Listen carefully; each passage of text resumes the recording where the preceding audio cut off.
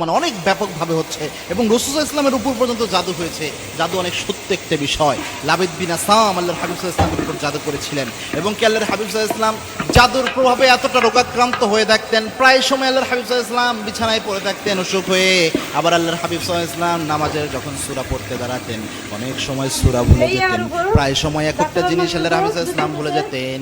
অবশেষে জিবরাইল আমিন এসে জানালেন, ইয়া রাসূলুল্লাহ, আপনার উপর জাদু করা হয়েছে।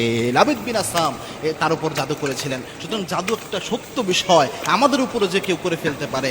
তিনটি আলামত যদি আপনি দেখেন তাহলে বুঝতে পারবেন যে হয়তোবা এমন জাদু করা হয়েছে। যেহেতু এক ভাই প্রশ্ন করলেন যে সংসার নষ্টের জাদু হলে কি কি হয়, তার মধ্যে এক নাম্বার যে আলামতটা সেটা হচ্ছে যদি এমন দেখেন পারিবারিক জীবন পরিচালনার ক্ষেত্রে যে আপনার স্ত্রী নরম সরম মেজাজের মানুষ ছিল, অত রাগী মেজাজ বদমেজাজি মানুষ ছিল না, কিন্তু ওই স্ত্রী হঠাৎ করে কি যেন হয়ে গেল, অনেক বদমেজাজি হয়ে গেছে, কথা বললেই রেগে উঠে, যে কোনো কিছুতে রাগ করে, অনেক চিল্লা ফাল্লা করে, এরকম আচরণ স্বাভাবিক তবিয়ত ন্যাচারাল যে মেয়েদের বৈশিষ্ট্য এটা থেকে বের হয়ে এসে অনেক রাগী মেজাজি হয়ে গিয়েছে, তাহলে বুঝতে পারবেন হয়তোবা এটা জাদুর প্রভাব হতে পারে, অথবা যে কেউ তাবিজ করতে পারে, এরকম কোনো কিছু হয়ে যেতে পারে।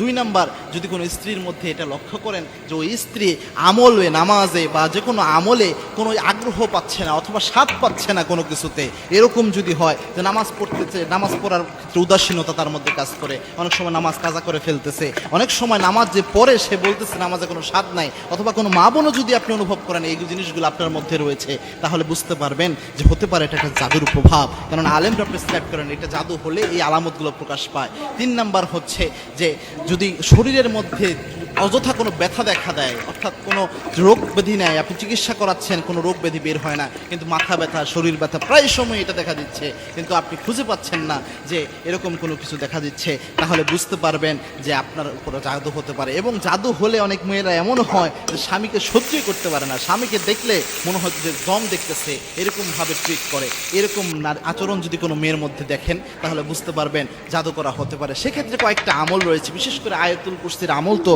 অবশ্যই করবেন, তিন কুলের আমল অবশ্যই করবেন, সূরা বাকারার শেষ 3 আয়াত অবশ্যই করবেন।